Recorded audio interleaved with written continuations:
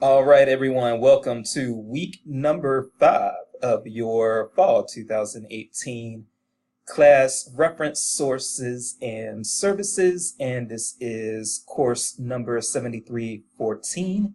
And I am your loyal, humble, and at the same time arrogant professor, Dr. Jace Austin. I am glad to be with you all for another week. For those of you who are in the Carolinas, which is where I'm from, or from Virginia, I would like to just extend my I'll extend my concerns and happiness that you are okay, because if you are listening to me, you are all right, I would assume. However, I am hoping that your family and friends are also okay.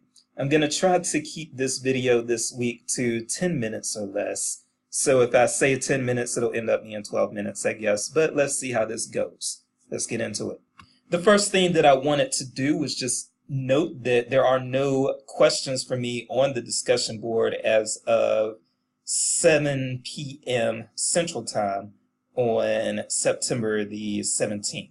Either this means that you all don't have any questions for me right now, or worse, it could mean that you have questions, but at some point I scared you and you are scared to death to ask me questions, and so you are just going to ride out your uncertainty.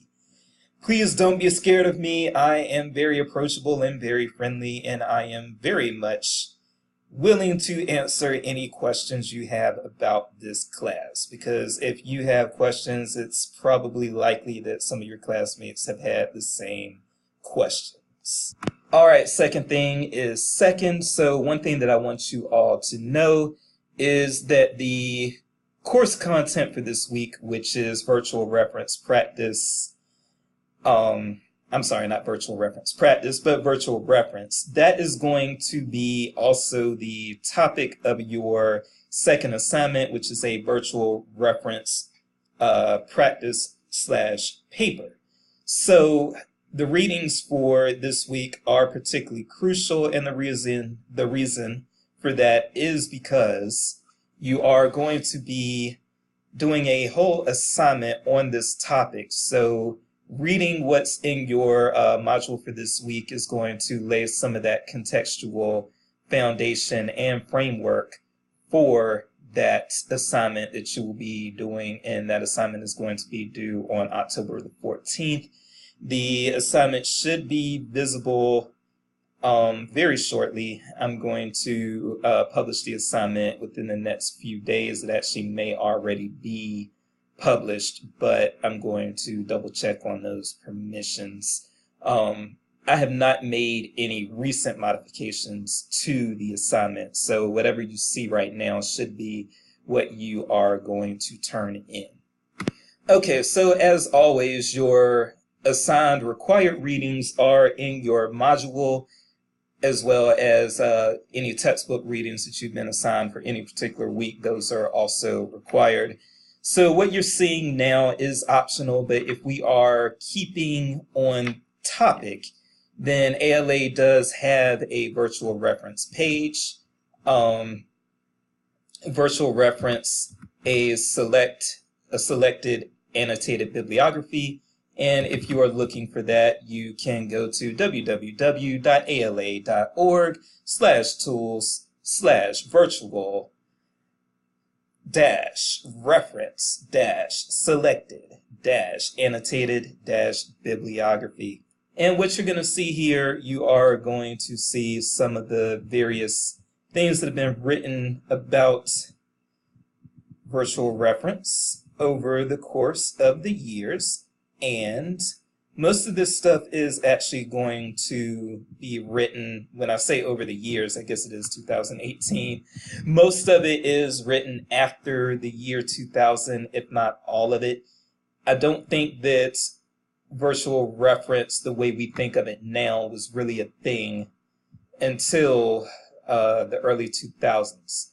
So that's something that I want you all to keep in mind. There's always been, I shouldn't say always, but going back prior to the internet, some people would consider phone reference and mail reference also as forms of virtual reference. But we are at the point now where we are doing a lot of our virtual reference through chat. So there are a lot of handy resources that are on this page. So you may want to look at those. These may be some things that you want to read to help you out as you are doing your assignment number 2.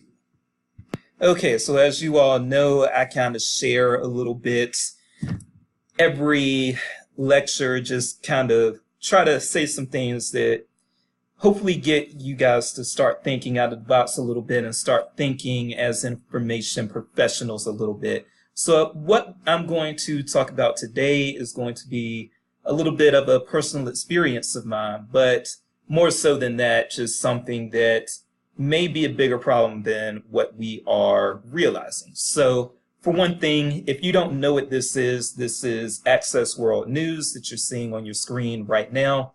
This is my favorite of the news sources. I love this. You've got so many newspapers here, including small town newspapers from all over the country. Unfortunately, the University of Missouri, Columbia, Mizzou, I do not believe they have Access World News. So I am logged in through my public library account. So having said that, I can't show you all my account information, but I can go in here and show you what I want to discuss today.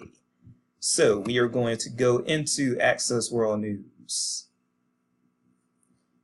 And let's go to this A to Z source list here.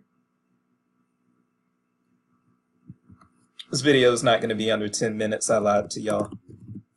All right, the Henderson Daily Dispatch. This is where I used to be a reporter.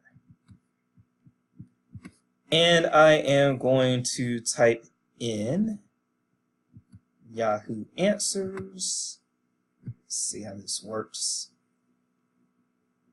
All right, and then I'm going to go to oldest. Okay, and here we go. So when we talk about virtual reference, there's a reason why I'm bringing this up. There's a method to my madness. So a lot of people, I don't know that it's most people, but I think a lot of people certainly do not think about library online chat reference when they are attempting to find answers to things these days. I think a lot of people are satisfied with their Google searches, but a lot of people also use these crowdsourcing things such as Yahoo Answers. And here is the issue. Now, I cannot find the question on Yahoo Answers now. I was looking for it a few minutes ago, but what we have here is something that was written in response. So there was a question at one point about a decade ago where someone was asking, hey, how can I get the contact information for the Oxford Public Ledger, which is a bi-weekly newspaper that comes out in the small town of Oxford, North Carolina, which is near where I grew up. Now, the person who asked this on Yahoo Answers was told that the Oxford Public Ledger is out of business. You see that there. But it's not. The Oxford Public Ledger has been operating for decades and decades, was operating as strongly when this question was posed as it ever had been, and it's still operating. And yet whoever asked this question online on Yahoo allowed a total stranger, a total anonymous stranger, mind you, to tell them, hey, the Oxford Public Ledger is out of business. It no longer exists. And so I don't know if that person ever got the right information or not. But yes, the Oxford Public Ledger is still going. They are still publishing. And they are, you will be able to find their contact information online if you look for it. So this was a failed reference attempt that was answered by someone who was obviously not a reference librarian. And so when you see this crowdsourcing for reference services and it's being handled by these anonymous people online, I'm a little worried about that. I think that's a problem. I think that is how low quality information is spreading to a lot of people these days. No, I don't want to totally slam Yahoo Answers. I certainly haven't used it in a long time, but I believe it's still operating and up and going. And there are still some people who, I guess, find it enjoyable and useful. But having said that, this came out about a decade ago, a little over a decade ago. Users of Yahoo Answers seek advice, opinion, and expertise. And the thing is, when people are looking for facts and for expertise, this may not be the place to go. Now, what's encouraging from a decade ago is that fact-based categories were fairly simple. People were asking very simple questions as opposed to very detailed and very intense questions. So I'm glad for that. But if people have questions that require someone to answer them who knows what they're talking about, you're not just giving your opinion on something, but you are actually attempting to help somebody fill an information gap in their life.